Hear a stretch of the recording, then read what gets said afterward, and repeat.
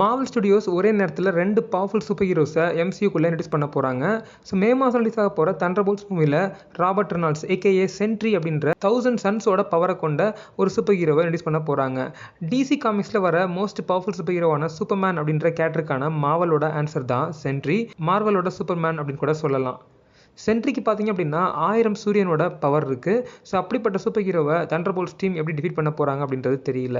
அப்புறம் எப்படா இந்த கேரக்டரை மார்வல் சினிமாட்டிக் நியூஸில் கொல்லுவாங்க, ஆஃப் ஸ்க்ரீனில் கில் பண்ணிடுவாங்களா அப்படின்னு நீங்கள் கேட்கலாம். இல்லை, 2021 வந்த ஒரு காமிக்கில் பார்த்தீங்க அப்படின்னா நல் காட் ஆஃப் சிம்பையாட்னு சொல்லப்படுற அந்த சிம்பையாட்ஸோட காட் பார்த்தீங்க அப்படின்னா நம்ம சென்ட்ரியோட பாடியை 2 பிச்சு சென்ட்ரியை கொன்றோம்.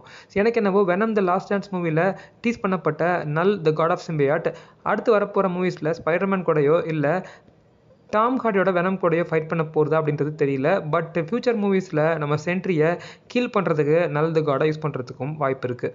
அதுக்கப்புறம் அதுக்கு அடுத்த மாதம் வரப்போகிற fantastic four the first steps மூவியில் ரீட் ரிச்சர்ட்ஸ் ஷூ ஸ்ட்ராமோட பையனாக காமிக்கப்பட போகிற அந்த ஃப்ராங்க்லின் ரிச்சர்ட்ஸ்ங்கிற கேரக்டர். ஃப்ராங்க்லின் ரிச்சர்ட்ஸ் இன்னும் எம்சியூவில் பிறக்கவே இல்லை. பிகாஸ் ஃபேண்டாஸ்டிக் ஃபோர் ட்ரெயிலரில் நமக்கு ஷூ ஸ்ட்ராம் ப்ரெக்னெண்ட்டாக இருக்க மாதிரி தான் காமிச்சிருக்காங்க.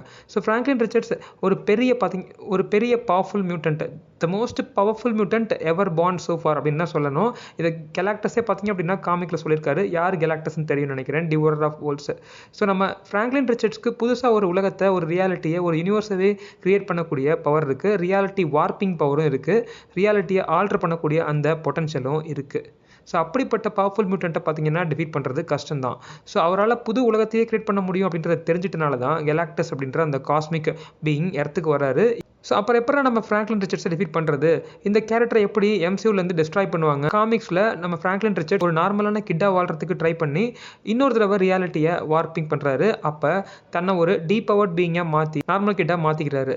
ஆனால் அவர் அந்த ரியாலிட்டியை வார்ப் பண்ண அந்த விஷயம் அவருக்கு மட்டுமே ஞாபகம் இருக்கும். இப்படி தான் இந்த 2 ஹீரோஸை பார்த்தீங்க அப்படின்னா கண்ட்ரோல் பண்ணி ஒரு அசோசியேட்டாக, கோவர்க்கராக, ஒரு சாதாரண பீயிங் லெவலுக்கு வச்சுக்க முடியுமே தவிர இந்த 2 ஹீரோஸையுமே நார்மலான சர்க்கம்ஸ்டன்சஸில் டிஃபீட் பண்ணுறதுங்கிறது கஷ்டம்.